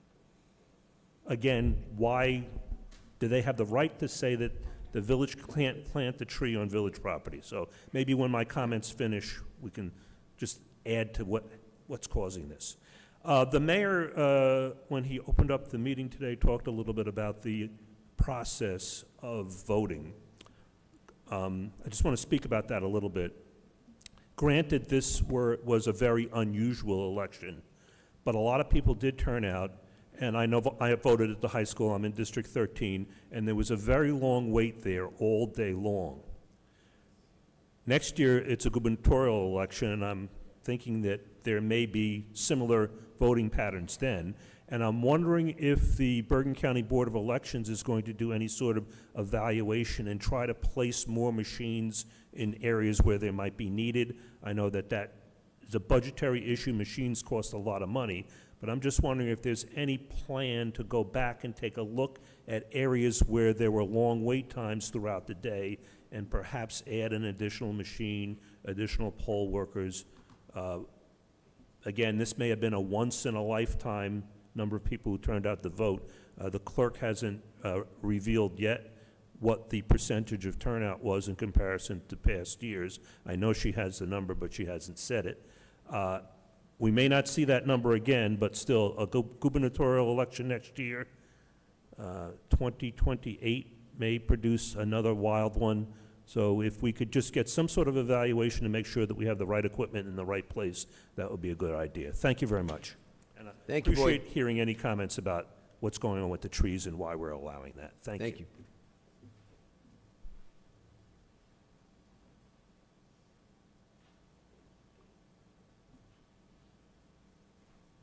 Good evening again, Ann Loving. On the subject of the election process, I don't know that you have any say-so over this, but the boxes that the paper ballots went into, at the end of the night, when those boxes were open, it was the most third-world chaotic thing I have ever seen. The papers were all scrambled around, folded, mixed up. 3 people hunched over, grabbing them out, putting them into this bag. It was unbelievable. Those of us who were there for that, you know, as challengers, were in shock, including the police officer who was there. It was just crazy. I don't know if somebody, you would think that those papers that are going into the box were going to be landing perfectly lined up like, you know, like a ream of paper you might buy. It was insane. Another challenger and I took a couple of videos because the voting was over, so you were allowed to take pictures at that time. I don't know if you guys have any input on that, but you might want to look into that. Also on the subject of elections, it was brought up from the dais that only 7 people ran for 6 positions between the Board of Ed and the council, and that really is sad. But I want to say that the cost of these campaigns has become staggering. The amount of money that is spent is public information, and I have seen some of it. The sources of the money coming in from out of town, in fact, from all over the state. I mean, the average citizen who might just want to run for office can't, you know, necessarily come up with tens and tens, over $100,000 to, you know, to do all that has to be done. And endorsements coming from all over the state for our little town, it's just, you know, not everybody has political connections like that. So I think that may be one reason that we only got 7 people running for 6 slots, because people simply are going to be floored at the amount of money they would have to spend in order to be competitive. And the number of jazzy endorsements from state and county officials as opposed to just endorsements from local residents.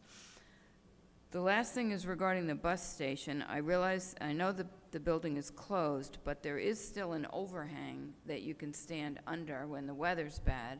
So I guess it sounds like the building's going to come down very soon, and that it needs to, but I don't know if a temporary, some sort of lean-to shelter or something could be put up, because maybe one day it will rain again. It hasn't rained in years, it seems, but there is an overhang that you can get under at this point, and I guess that's going to be gone. Thank you. Thank you, Ann.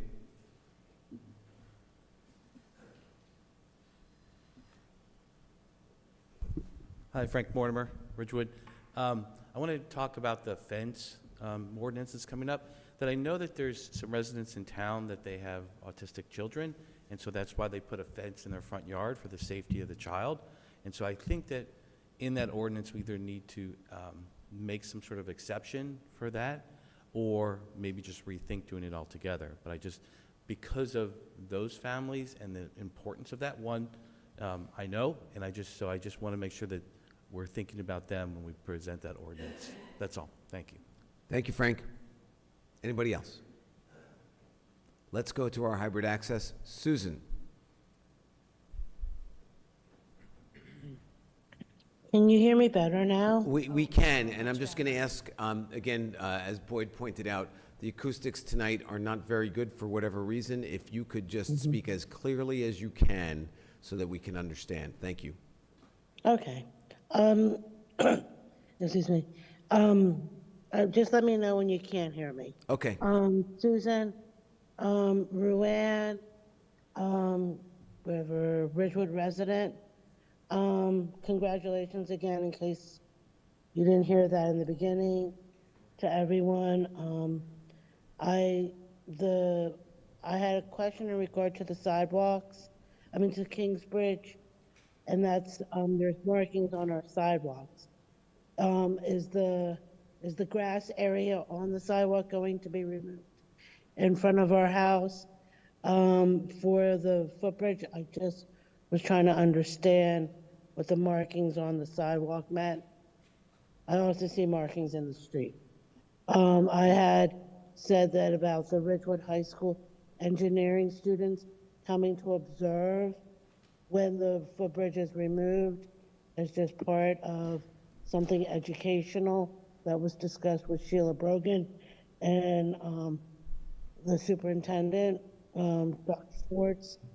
As for Terhune, to add, some places have like bus stop ahead, and to, because it's sort of off the highway, maybe putting a signage, a speed ramp, whatever, rubber mats or a speed bump, but also a signage to let people know that there's a bus stop, a school bus stop ahead.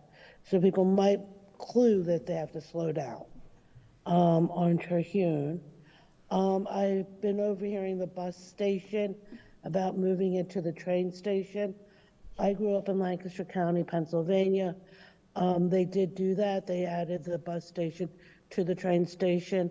Granted, the bus station is an extremely beautiful historic building, but the ambiance of both being there is very pretty. So I would say maybe look at that, because it does add some sort of convenience for commuters to get to. And I think I also asked about the Shedler soil when it's remediated, if there's a waiting period for that. And that was pretty much it. Thank you. Thank you. Would anybody like to respond to anything? Yeah. Oh, excuse me, thank you. And I'm going to close public comment. And now, would anybody like to respond to anything? Sure. Lorraine, did you just want to close it, No. or do you want to go first? No, go ahead. Okay, so Susan, what would be helpful, because it might be me, is if you could just send pictures of your questions, and that's probably the best way for us to address them. The white marks, I think you want us to coordinate something with Ridgewood High School. And I did glean that there is no bus stop signage, which seems pretty easy. So on all three of those, I have them circled here. Okay. I know that during the construction meeting this morning, Chris Rudershauser requested that the vendor call in the markouts. So I'm assuming that those white marks don't have anything to do with this project, because they haven't called in the markout yet. Got it. So that's the first one. Secondly, there was a email from a resident in the Shedler neighborhood to Chief Lyons with regard to recommending a school bus stop sign be placed in that neighborhood. Chief is looking at this entire situation. Obviously, that accident, there was some other factors that went into why that accident occurred. Police department's investigating it. Traffic division's looking at that request already, so that's in the works. And finally, tonight was the first I heard about inviting students from Ridgewood High School to participate in this, but I'll certainly reach out to Dr. Schwartz and see if there's interest. Anybody? But then I had other things. So with respect to the trees, so this is a work session, and this information is new. I have that concern that you have as well, and I want to answer the question, and then there's two sides to this, like which way to go. And the reason I'm bringing it up is I actually don't know or have any authority. So a shade tree is a village asset. We have total control over it. We have the legal right to place it. It's ours. We, can go out and place it. That being said, when I joined Shade Tree, we did have a fair amount of feedback that the homeowners get involved in this process quite a bit, right? Some don't want it, some want it moved onto a gas line, and for our general staff who sits, like Declan sits there, this has all been discussed many times with us. So we proactively sent a letter. We wanted to see if we had 200 trees, how many were rejected, right? And so a big thing that I like, and sometimes people tease me, but we wanted to deal with the facts of the trees. If 200 trees were offered, how many were received? So we can create statistics, because now we have the GIS. And the GIS says roughly there's 4,000-ish trees. But if we have an average rejection of 20%, from a budget standpoint, that takes us down a bit, right? And then we can begin to think about that. So it's not really about me, but that's the way my committees like to offer, because trees become highly emotional. So we sent these letters. We wanted to engage them. The other thing is that watering is such a part of it. And while we pay for the first year, if the trees aren't watered, the asset dies. And that's like a waste of money, effort, and a perfectly good tree. So the homeowner is definitely responsible for it. We hear a fair amount, I would say all of us, about trees, the sidewalks, because of the burden it places on the homeowner. So the initial thought from Shade Tree was, let's get our hands around this. Let's see how many people proactively reject it. The letters went out, and we didn't have a ton of proactive rejecting. We had a little bit, like, hey, I don't want it, and we just moved that, and we put that in that. When we went out to plant, we now have an employee in a situation. We have markouts. And this came up like in a day, right, because we were planting, and we didn't know what to do. I don't have any authority to tell anybody what to do. So there is the one thought of it's a village asset in the village right-of-way, and here's the tree, and that's it. The likelihood that that tree is going to survive is significantly less, which isn't advantageous to the tree or the money. So we're going to have to think about this. This is a call. I hope this is all making sense. I know I'm talking a lot about the trees. When you have a street that, which is in a flood zone, and we gave them trees and their rate of rejection was 50%, we're going to have to think about that. But in the meantime, we have employees out there, and they don't want to get hostile with a homeowner. So we're going to think about it. We might want to amend, like I said, the request list. I had 2 homeowners who wanted more than 1 tree, and we said to them only 1 tree on the request list. It would have been way better, now that we know that, to give them the 2 trees. So I think the summary takeaway is you are correct. Technically, we could just place the tree and say it's there. But then there's no victory in that, because with this unbelievable weather, the likelihood that the homeowner will help that tree in the need of watering or love or attention is significantly less. So, Or worse yet, hurt it. what? Or We- worse yet, hurt that, it. and we did, of the numbers that I read, so we have them, 3 people actually had the tree planted and like literally said they were going to take them out. And I was like, well, you, like, in a tizzy, you can't do that, right? That's not, you can't do it, it's our tree. So we were hoping to circle back to them next week, and make a plan, because, it's the end of October, now it's November, plant the trees and then circle back. But this was definitely a situation. And by the way, I am grateful for the homeowners who don't want it and are honest about it, because it is a tree with the burden of plant is expensive. And then I'm also grateful that when we go to fund it, when we look at the GIS, we might not need 4,000 trees, because we might actually be, we might have something like shrinkage of 20%. So I know I just said all these words. I'm hoping the audience can nod with me that somewhat made sense. If anybody has any other questions, let us know. If anybody has any other ideas, we would welcome them. The best plan that we would have is if we are stuck with a ton of assets and rejections at the time of plant, they'll go into the parks, which need them as well. Did the people that rejected them in a flood zone, did they realize how important trees are to soak up water? Yeah, I mean, I don't want to make anybody feel bad for their decision. One street in particular, Pam and I visited and spent 2 hours, and we talked about this, how it is, and they weren't, no one had requested a tree. We went back and checked, and we said, oh, we're going to give them, I think the number was 20 trees, or 18. And we said, this is good, we'll put 18 trees there. It was great, and they rejected that street at 50%. Now, we may go back and write them another letter, but we went there for flood mitigation, stormwater purposes, Pam and I, and we talked about trees. We talked about trees a lot, because it is an option. So we were a little bit surprised with that. And you can call me, I'll show you the detail.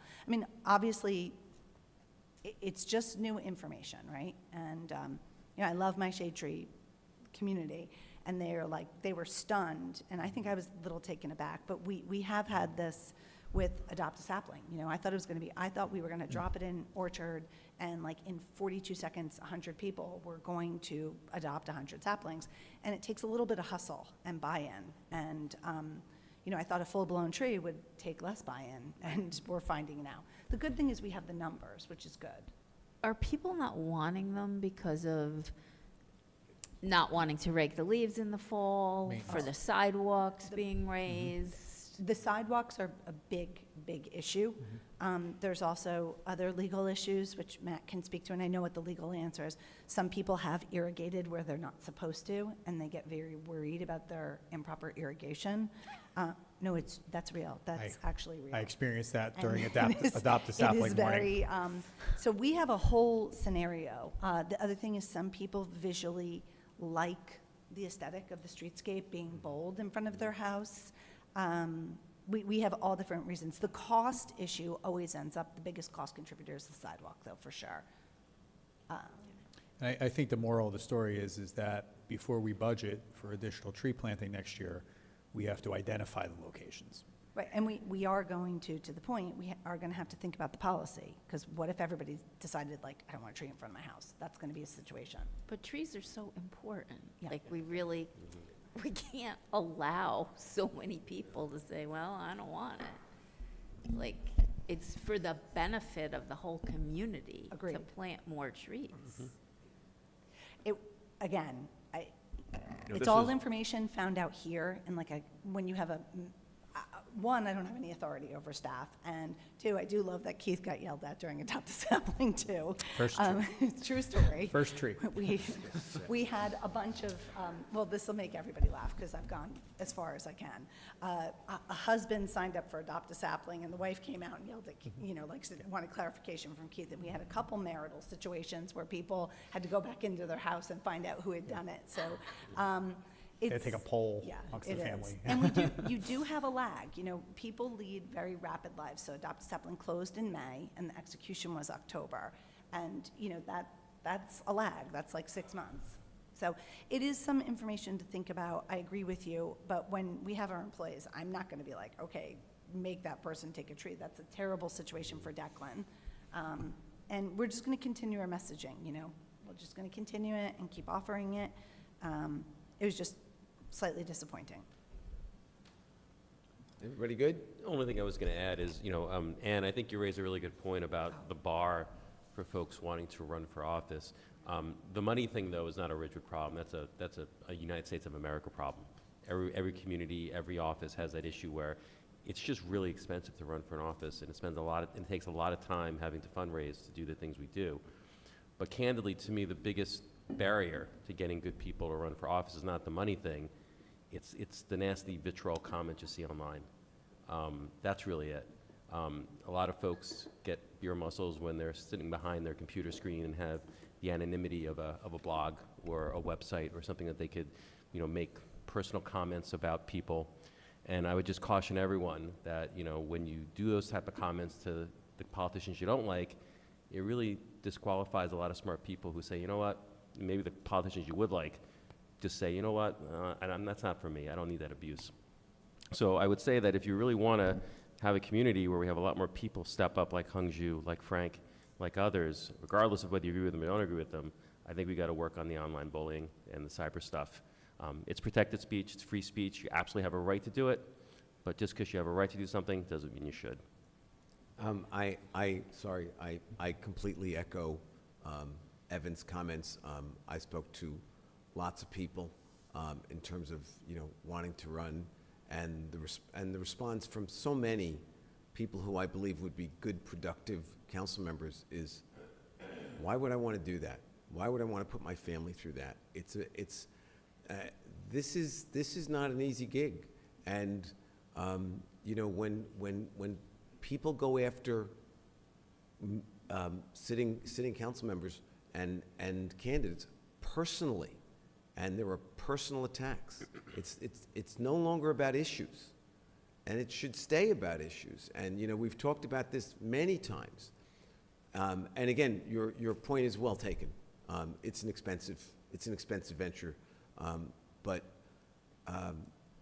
if we can calm that vitriol and have it just as robust about the issues and the positions that people take, as opposed to the people, I think that would encourage people, because as Lorraine pointed out, 7 people running for 6 positions, that's not good for anybody. I just have a question, Matt. Is there any way, because, I agree with you guys that social media plays a part in it, absolutely, but I think financially, that's probably just as big a part. Is there any way that we as a community could say, for our village council or our Board of Education, you're only allowed to spend X amount of dollars? I've never seen that issue raised by anybody legislatively or by regulation. Political speech is the most protected speech that you have in this country, and to limit it by cost, I think, would be fly in the face of that aspect of free speech. I don't think you'd be able to do it at all. Yeah, and actually, I know that there have been significant U.S. Supreme Court cases. That's really where it's been decided that the amount of money spent is considered speech.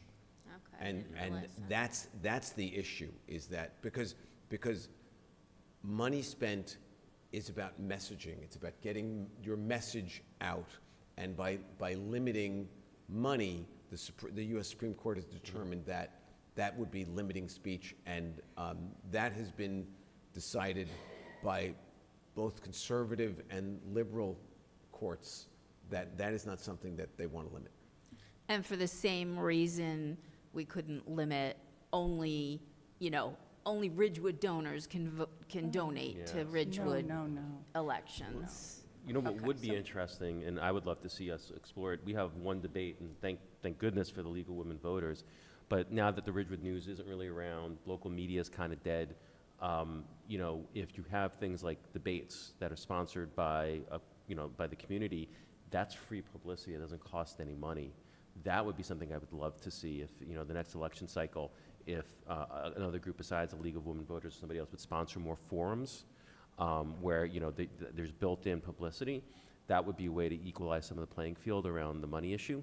I know other, I don't think municipalities have done this. Other places have done like matching funds, things like that. I don't think that's realistic for a place like Ridgewood or municipality that's our size. But more forums, more public debates, more things that give candidates the ability to be heard without having to pay for it, that would really help democracy. And if I would challenge folks yourself, like you, Ann, or others who feel, I think, as strongly as all of us do, to maybe think about that for the next election cycle, to try to sponsor that type of stuff. I think that would help quite a bit. So I just wanted to say a couple of things. Obviously, I ran an independent campaign, and I want to say 2 things about cost. It is financially expensive, and it is emotionally crippling at times for you, for your family, and that is really sad. I will say that, I raised my own money. I have a different set of skill sets with a marketing background, so I was able to do a lot of my own content. Campaigns are expensive. You need support of a lot of people, and during this campaign, and everybody knows this, a lot of money was spent. A lot of flyers, a lot of information. It was a lot. And when we start talking about limiting people's ability to raise funds, the concern that I have is then you're really only encouraging wealthy people to run, and that is a concern. Self-funded campaigns are only available to a select number of people. So I had concerns around the whole thing. My campaign I was very proud of. I ended up having an overage of money, which I donated back to the Ridgewood Public Library, and I was lucky with it. But this campaign, Evan and I weren't running, and being campaign adjacent to the negativity was awful. And let's be honest, the cyber stuff that goes on, it affects you, it affects your family. If you're me, your children will be drawn into the discussion by people. It won't be shut down. And for those who work in modern day technology, it affects your Google search. The more that people talk about you in a hateful way on social media platforms, the more it appears. And so if you go to a job interview and you are an activist, which I'm very proud of, and my kids are, and they bear your name, it will be discussed. It will be brought up. Being campaign adjacent and watching, I respect all 4 people here, and Keith, Matt, Heather, it's not fun. And when you live in a community like me, I have family around here, they read everything, and you can tell when something's particularly awful because people check in on you. The rhetoric has really disincentivized regular people from volunteering up here, and it's also made it hard to be on a committee. I can't tell you how much fighting there is on the committee, and when a committee's leaked onto social media, how negative it is. So I think I'm very proud of the campaign. I'm very happy we have elect and there are disclosures, but without fundraising, you're just gonna have wealthy people running, and that's not good either. So I think the best way is to just be a little more human to each other here, recognize that people want to serve their community. I mean, all of us, that's what we want. We want to serve our community, and we shouldn't make it so incredibly, impossibly hard. So I hope people, take a step away from the computer, go out and meet some of the people they're talking about, and I really hope they start leaving people's jobs and families alone. Agreed. Everybody good? Motion to adjourn? So moved. Second? Second. What am I gonna do when you're gone? All in favor? Aye. Anyone opposed? Okay, thanks.